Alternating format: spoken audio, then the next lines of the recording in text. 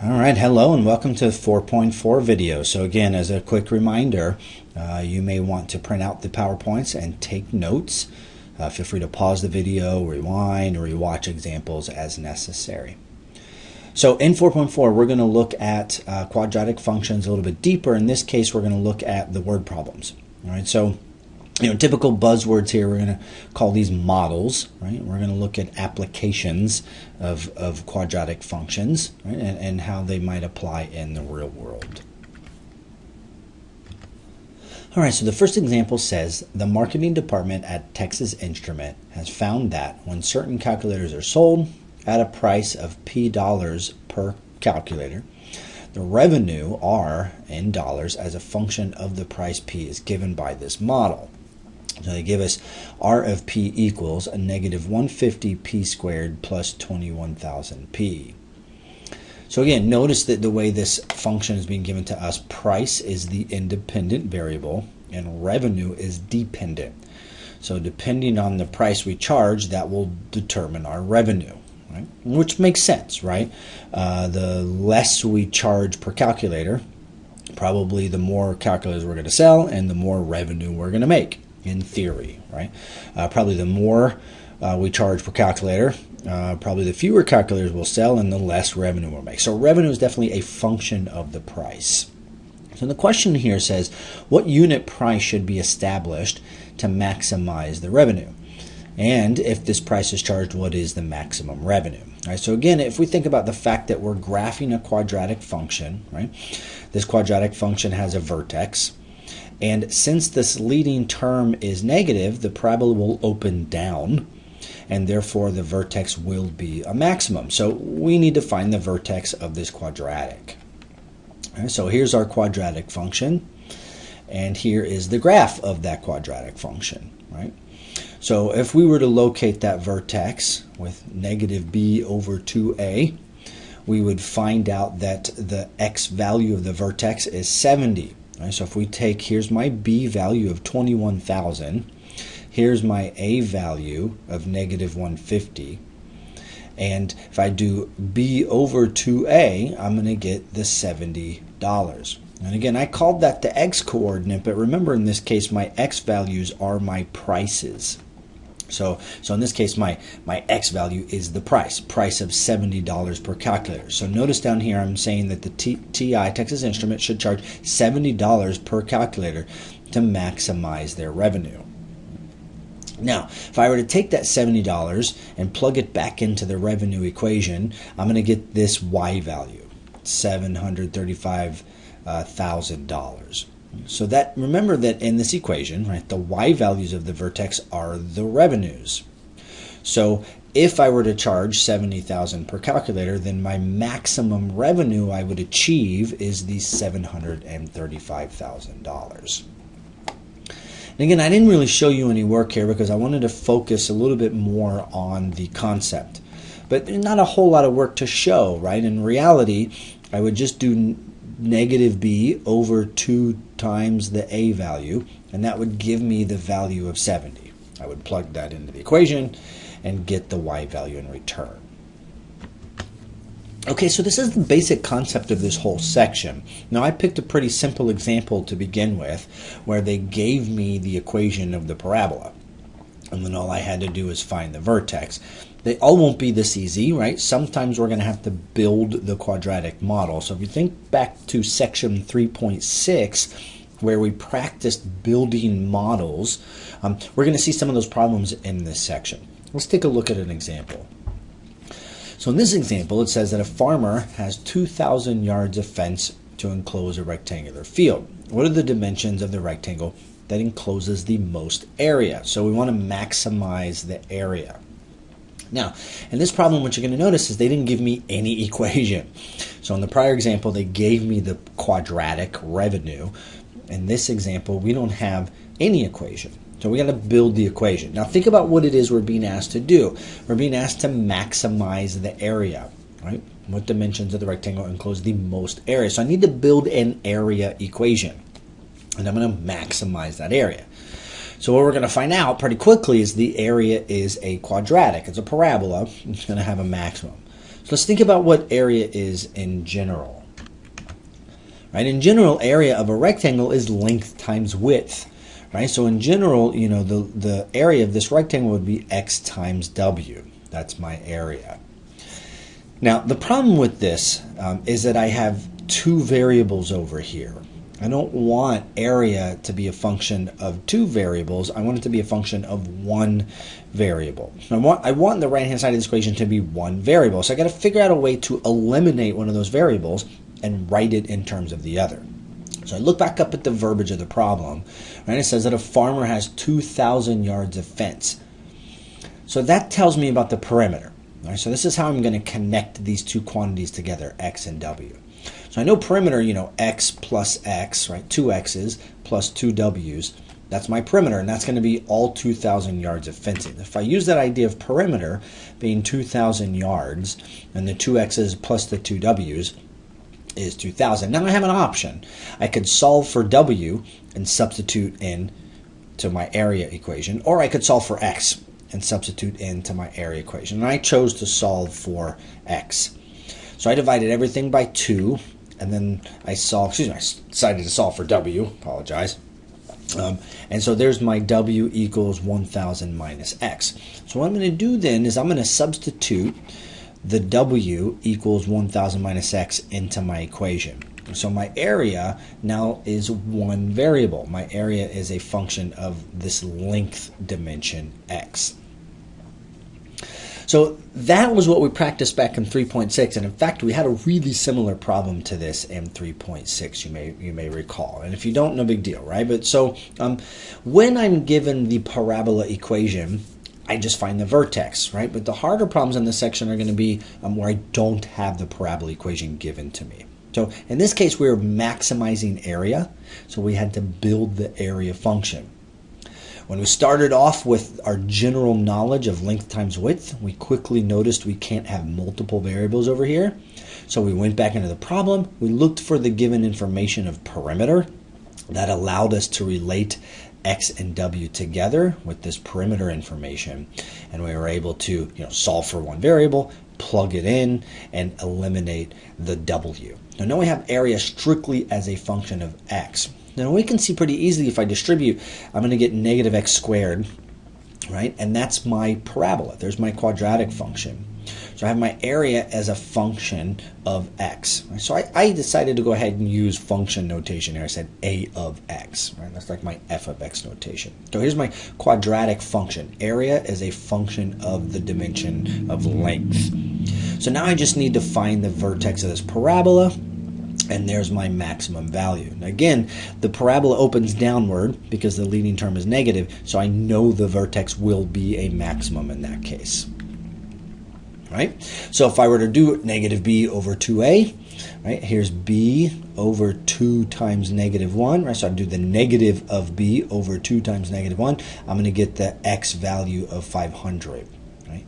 And again, remember, the x value is the length. So what I did on the graph here was I pointed out to ourselves that x value is the length. Right? So I have the length as 500 feet. So if I choose a length of 500 feet, then I'm going to get the maximum possible area of 250,000 square feet. Remember, area is square feet. Right? So if I choose a length of 500 yards, right, what would the width of the rectangle be? Right? So I already knew down here the width would be the 1,000 minus the x. So if the x is 500, then the width is also 500, and then there's my area, there's the dimensions that produce the max area. All right, now, so in this problem, let me point out to you, it only asked for the dimensions that produce the max area. Right? And so there's the dimensions, 500 by 500. But I also discussed with you, here's the area value. Here's the maximum area. So here's my area parabola. Here's the y value of that parabola. That is the max area. So had this problem asked for what is the maximum area, we would say 250,000 square feet. But in this case, it didn't ask for that. All right, in this next example, let's focus a little bit on technology here. So here's problem about projectile motion. We talked about at the beginning of the first section, 4.3, that the most simple, basic, well-known examples of quadratics are projectile motion problems. So here's an example. The problem says a projectile is fired from a cliff 500 feet above the water at an inclination of 45 degrees to the horizontal with a muzzle velocity of 400 feet per second. In physics, is it established that the height h of the projectile above the water is given by this equation? So here's the x squared term, right? So I want to point out to you the ax squared, right? The a is negative 32 over 400 squared. There's my a value. And then plus bx, so the b is 1 and the c is 500. So here's a little visualization, right? It looks like here's a cliff and then here's some water below it, right?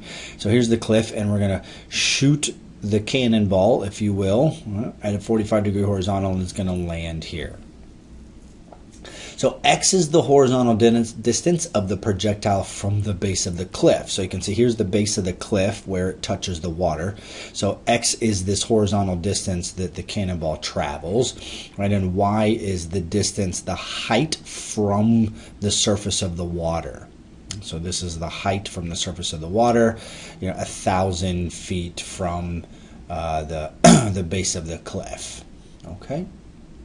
All right, now so letter A says, using your calculator, find the maximum height of the projectile. And before I do that, I just want to point out to you, we could find the maximum height with pencil and paper. We don't need technology for this problem. We know the b value is 1. We know the a value is negative 32 over 400 squared. So we could do the negative of b over 2 times a. We could find that value pretty easily. All right? Let's go ahead and use the technology since that's what they asked for here. So I'll bring out my calculator and let me turn it on. Let me clear out these old equations and I'm going to graph. So I'm going to use parentheses like we talked about before when I do fractions. So for this first fraction, I'm going to put a parenthesis. I'm going to do negative 32 and then my variable x squared. So let me close the numerator and then I'm going to divide by, and I'm going to parenthesize the denominator. I'm going to do 400 squared. So there's that first x squared term, and then I got plus x and then plus 500. Now look, obviously when I graph, I don't see the graph, right? And the reason I don't see the graph is because my window is going from minus 10 to 10 on the x-axis, minus 10 to 10 on the y-axis, right? And that obviously is not what's going to work here, right? So the graph that's given to me within the problem shows me that I should go out, beyond 5,000, let's say to 6,000. So 0 to 6,000 would be a good viewing window. Now, obviously, negative distance doesn't make sense here, right? Because we're shooting a positive distance away from the cliff. Okay. Also, negative y's don't really make sense here either. If we're not considering the cannonball going below the surface of the water, right?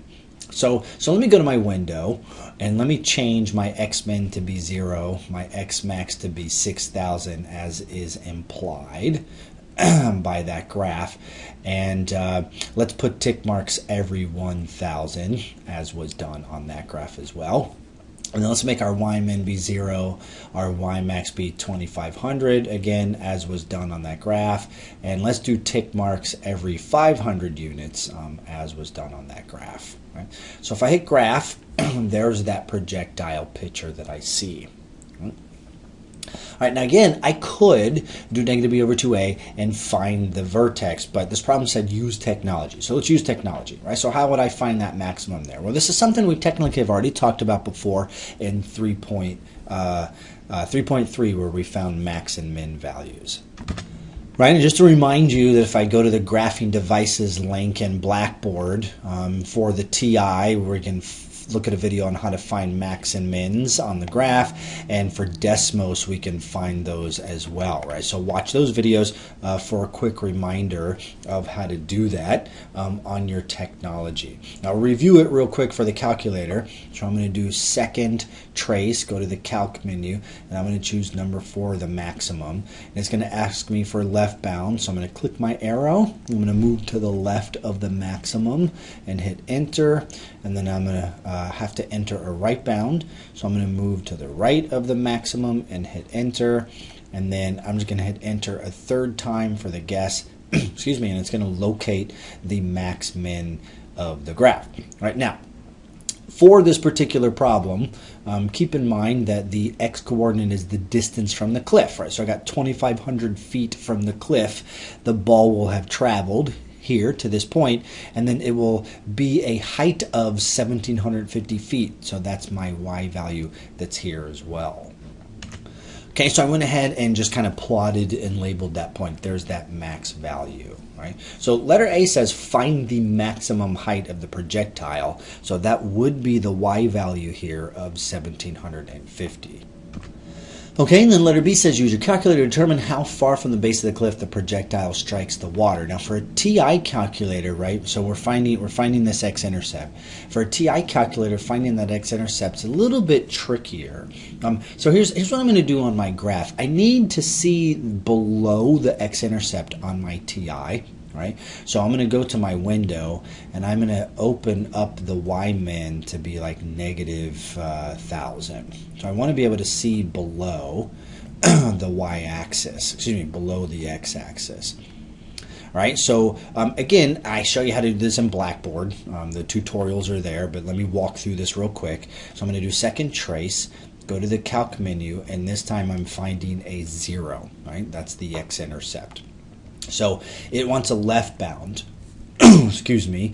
So if you think about left bound for an x-intercept, right, if I move over here to the x-intercept's about right there. So I'm going to click to the left arrow and move to the left of the x-intercept and say there's the left bound. And then it wants a right bound. So this is why I needed to see below the axis. So I'm going to click to the right a couple times to see below and give a right bound. Then it wants a guess, so I'm just going to hit enter, and then there's my x-intercept. So this is an approximation. So if I round to the nearest whole number, I got 5458 to the nearest whole number would be that x-intercept. All right, so I round into the nearest whole number. There's my x-intercept. So how far from the base of the cliff will the projectile strike the water? It'll be 5,458 feet that it strikes from the water. All right, now again, just as a quick reminder, because I've already shown you this in Blackboard. Excuse me, my allergies here. I sketched this in Desmos. And here's one of the things I love about Desmos is it's so easy to zoom in and out. I can just hit these zoom in and out buttons, right? I can zoom out until I start to see the graph.